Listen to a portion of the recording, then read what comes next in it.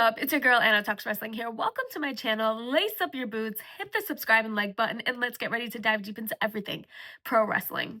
Okay, so today we're going to dive into night one of WrestleMania 41 that took place in Las Vegas. That's right, folks. We are going to rate these matches worst to best to overall get a final rating on WrestleMania 41 that is supposed to be the biggest PLE that we had all year, if it actually lived up to all its hype, right? So let's start off with night one. So starting off, a worst possible match that we had. I mean, this one was a little bit of a tough one. As we know, we had 7 total matches. This one honestly wasn't that hard to rank the worst match because it's pretty clear and obvious here for me. And I'm just going to straight up and say it. It was the first match that kicked off the weekend of WrestleMania 41. That's right. I'm talking about the match for the World Heavyweight Championship. We had Gunther and YEET Jey Uso, which, as we all saw, Jey Uso did defeat Gunther by submission, and he won his first ever singles world title, the first ever world title that Jey Uso has ever held in his hands, and can call himself champion, the World Heavyweight Championship. But it did not feel like the massive victory that we all expected for Jey Uso, at least not for me. I felt like he really wasn't all that. It wasn't what we thought it would be. You know, we saw Gunther and Jey Uso at Saturday night's main event face already. We saw Gunther defeat Jey Uso. And obviously, we've all been so hyped around Jey Uso and his huge yeet celebrations that he has. But I was super underwhelmed with the fact that Jey Uso barely even yeeted at WrestleMania 41. Like, hello, sir. This is what we're here for. This is what we wanted. This is what we asked for. And you did not give it to us. You did not deliver. I'm sorry to say, like, that is your gimmick, whether you like it or not, whether you want to be considered a little bit more serious than what people have been considering you. Unfortunately, the yeet is what got you to where you are today. That is why you are on that platform. That is why you are holding that title. So whether you like it or not, that is what you should have done at WrestleMania 41. Not trying to be serious, not trying to get away from that gimmick of the playful yeet. Like, no, sir, that's what you are. And that's what everybody loves about you. That's why the whole crowd, the fans in that stadium, that's why the whole crowd at WrestleMania, they were yeeting for you. They were yeeting behind you. They were for you. But you did not even reciprocate that same energy at all. Why? I have no idea. That one was a complete dud, honestly. It did not deliver the way it should have. Obviously, we were all sick and tired of seeing Jey Uso and Gunther. So that was about it for us. And it was not needed at WrestleMania 41 anyways. Like, that match was a complete unnecessary match that needed to be on the card. Not saying the World Heavyweight Championship shouldn't have been on the card. Of course it should have been. But for Gunther and Jey Uso to face again, nobody cared to see that. Nobody was really into it. And for it to kick off WrestleMania 41 as well, just not for me. So absolutely the worst match and one of the worst celebrations I've ever seen for a title win at WrestleMania 41. Not by the crowd, not by the fans. The fans really delivered truly through that. They were yeeting like crazy. Obviously, Jimmy Uso came out and hugged his brother. Like, yes, that was a special moment. But by Jey Uso himself, it did not feel like the celebration we all wanted. I was super underwhelmed by that. So that's going to be my worst match for WrestleMania 41 night one. So let's talk about the second worst match at WrestleMania 41. What comes up after that was just slightly a little bit better? I mean, it has to be the New Day defeating the War Raiders. And the reason being is I don't really feel like there was much going on for that tag team match, especially for the tag team championships right now. Like, what was the whole Big E thing going on there? Why was he even thrown in the video package in the first place? If he was going to have zero involvement in this, I just felt like that was misdirecting us and giving us false hopes that maybe, just maybe Big E might get involved. Doesn't have to wrestle, but maybe he'll interfere, maybe be a manager, like some sort of side character at least, like something fun, and we didn't get that at all. So I was super shocked by that, and I really didn't like it. So that match just didn't have much hype. Funny enough, it was right after Jey Uso and Gunther put on their match. I love the War Raiders, nothing against them, they're awesome, but the storyline wasn't all there for me. I didn't really care for it. Should the New Day hold the titles? Yeah, I'm not against them winning it. Like, I think that was a good call. But I don't think the build was the best build that we could have seen for the tag team division. I'm not going to lie. I feel like the men's tag team division is hitting a low point right now. So the build of a storyline being there for them was super important. And I just felt like that was not it. Like, I would have rather seen the Miz and R-Truth as a tag team out there for some sort of match at WrestleMania 41. So I definitely was not all that thrilled with that match. Nothing against the particular wrestlers or their teams in general. It's more on the creative side, on the creative team, not really building a true storyline around these guys, because they're all phenomenal wrestlers. They all can tell a story. Like, they are great in the ring. Super hyped that the War Raiders did get their moment at WrestleMania as tag team champs, entering, that is, at least, especially because I thought they were super underrated for a long time. I've been watching them for years and years, so I'm super happy to see that they got their moment to come out with the titles.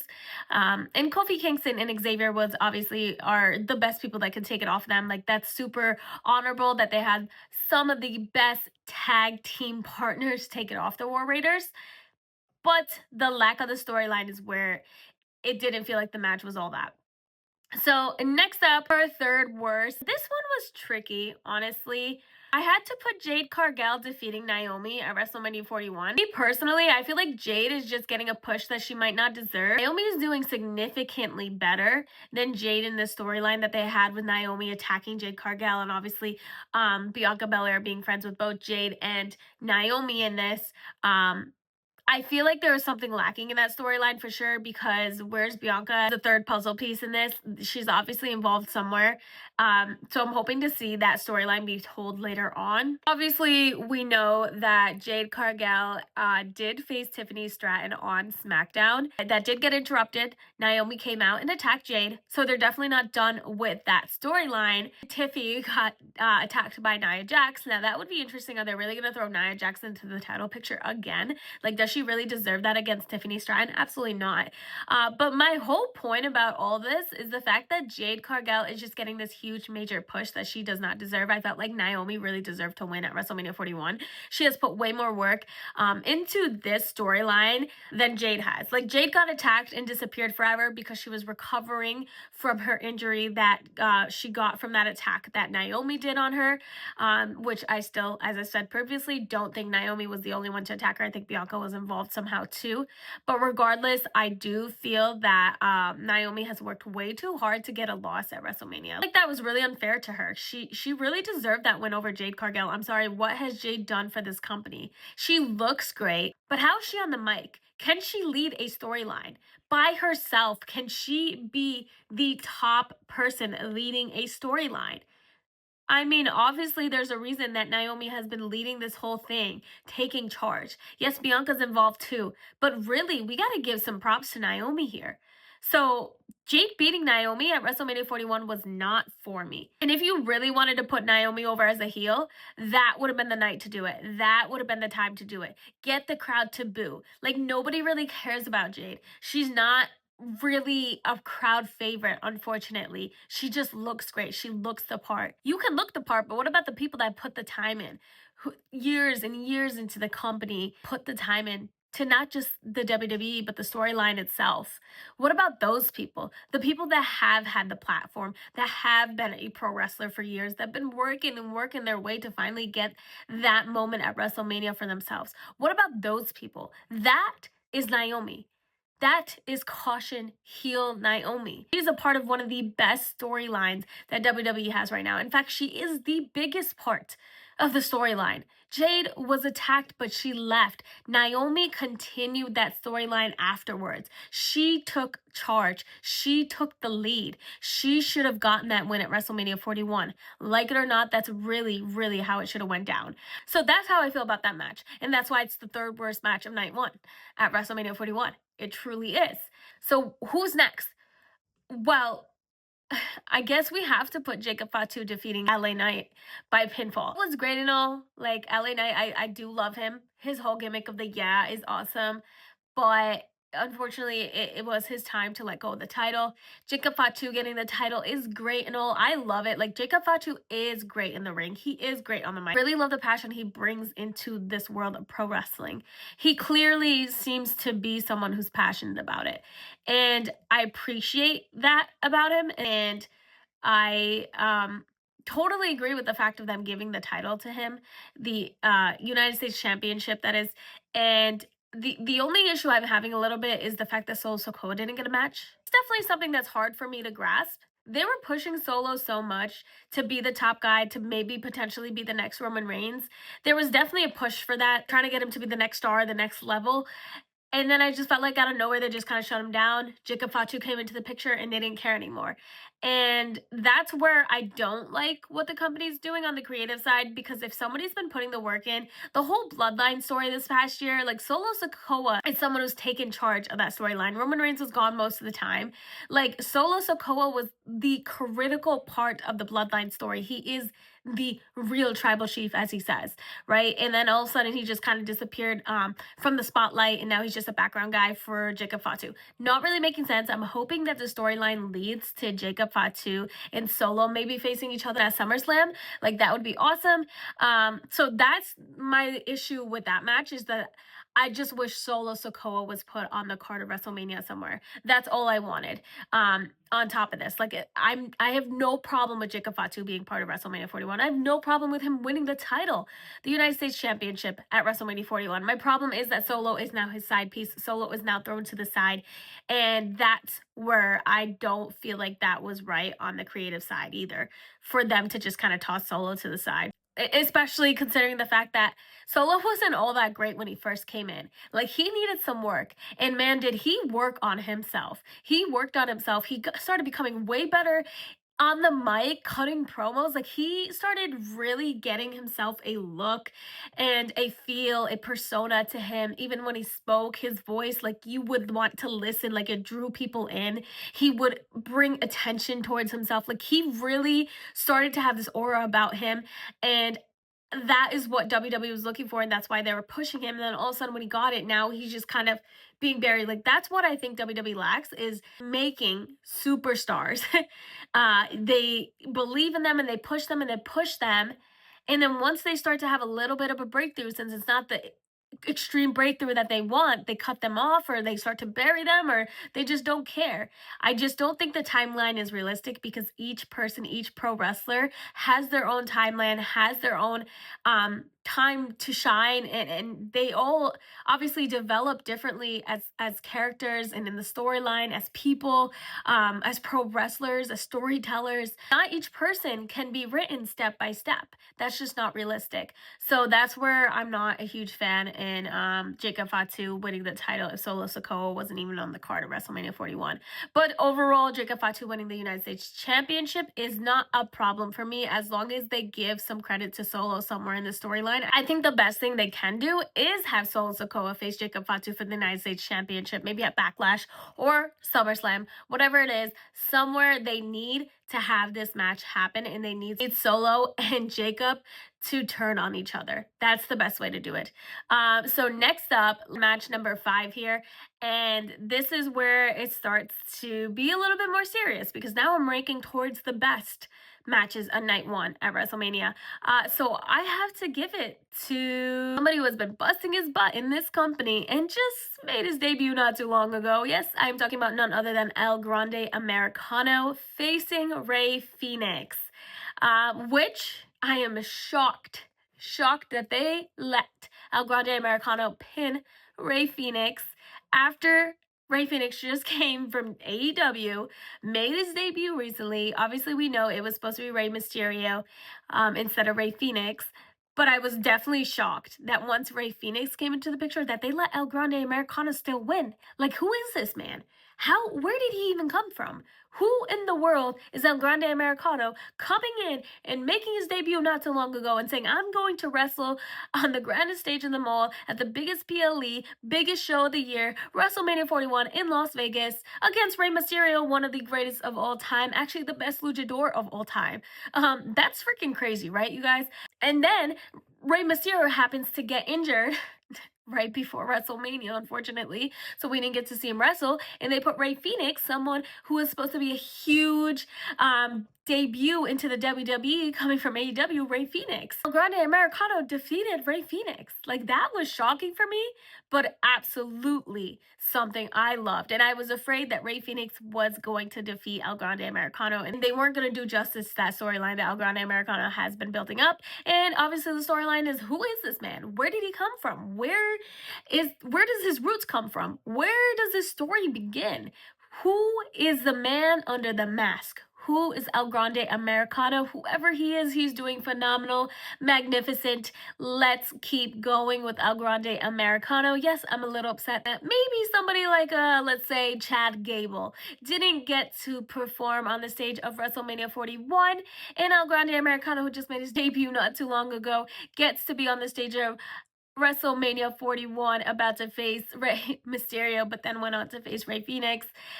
That I don't understand. Why they didn't have Chad Gable at WrestleMania 41, that I'll never understand. He definitely has earned it. That is a man who deserves his flowers. Instead, El Grande Americano is kind of taking his place. Not mad about it, not hating. Just wish I could have seen Chad Gable as well. So that was a great, phenomenal match from both of them for their debut at WrestleMania, honestly. And next up, we have to go with the Women's Championship. The match between Tiffany Stratton and the Queen Charlotte Flair is freaking amazing. Like, Tiffy Time versus the Queen, they did absolutely amazing building up to the storyline. In fact, that was probably one of the best builds to WrestleMania 41 for their match. Like, they did absolutely amazing. It felt so real. And in fact, it probably was real that there was a lot of heat between those two and some truth coming out during those promo battles. So I really am giving props to Tiffy and Charlotte Flair for putting on such a great match. Like, they went deep into it. I mean, obviously you guys seen Tiffany's face afterwards. She was bruised up. She was cut up. Like, she put in a lot into this match, as she should. And I'm really shocked that they had Tiffany retain her title against the Queen Charlotte Flair. That, I'm so happy that WWE stuck with her. That was absolutely the right call, especially with the promo battles and everything that happened between those two. And again, yes, we've seen Jade face Tiffany afterwards. And then Naomi came and attacked Jade. For some reason they had Nia Jax come out and attack Tiffany, so I feel like that's the storyline they're going, maybe towards Backlash. Not really against it. Nia Jax just coming into the picture out of nowhere is kind of interesting to me, but I'm honestly kind of liking how Nia's been being booked, and I like how she's been really bringing out a different side of her character that we haven't seen in years, so I'm not exactly against that. I actually love it. Like, Tiffany completely deserved to hold that title, and I'm really happy that they are letting her hold that title, and they let her defeat somebody as big as Charlotte Flair, the legend, who takes after her father. Woo! That was awesome. So Tiffany and Charlotte Flair coming in at number 2. Of course, you guys, I have my number 1 match of the night. You guys already know what it is. I don't even need to say it. I think it's pretty obvious, okay? At WrestleMania 41, night 1 main event was the main event. Let's be honest here. We'll start talking about night 2 in my next video, but let's be honest here. Night 1 was the main event. Absolutely was the main event. The main event, the people's main event, let's say. Seth freaking Rollins won and defeated the voice of the voiceless, the rebel himself, CM Punk, and the original tribal chief, Roman Reigns. Hello. Let's talk about the fact that the Wiseman Paul Heyman not only betrayed his best friend, CM Punk, but also his tribal chief, Roman Reigns, to help Seth freaking Rollins? What in the world was that? And if you look back at my predictions video, I did predict that completely what happened. Seth freaking Rollins got joined by Paul Heyman. I did predict that. That was crazy. Because who would have seen that coming? Seth Rollins defeated Roman Reigns and CM Punk with Paul Heyman's help. That was freaking awesome. Then to see the next member that joined them, the Beast, Bron Breakker, who lost his title, the Intercontinental title that is, at WrestleMania 41, which I was so upset about, and I will talk more about in my next video. But now I'm finally understanding. I'm seeing the bigger picture. I understand the creative team, and I see where they're coming from, and I totally actually agree with it. Bron Breakker joining Seth freaking Rollins and Paul Heyman is the absolute best thing they could do for him to bring him to the next level. I mean, who else would be better to put with Seth freaking Rollins and Paul Heyman? What other character, what other personality and pro wrestler could you put that's such a beast that fits right into them? The modern day Evolution 2.0, that is. You guys, this is freaking awesome. Of course that's the best match of night one, WrestleMania 41. I mean, it's the main event, for crying out loud. It should be the best match of the night. Why wouldn't the main event be the best match of the night? It always should be like that. However, that's not always the case. But here we got it, folks. We got it. And that was the main event. And I am so excited to see what is next for this group that is forming with Seth freaking Rollins, with Paul Heyman the Wiseman, Bron Breakker. I mean, you guys, this is epic. Probably one of the best times to be a pro wrestling fan and a fan of WWE. Like, we are in one of the best times, I believe there truly is. That being said, let me know what your thoughts are on WrestleMania 41 and the matches of night one. What was the worst match for you? What was the best match for you? And do you agree with my placements of all these matches? Let me know your thoughts. Thank you so much for joining in today. If you enjoyed this video here, please like and subscribe for more wrestling content with your girl Anna here.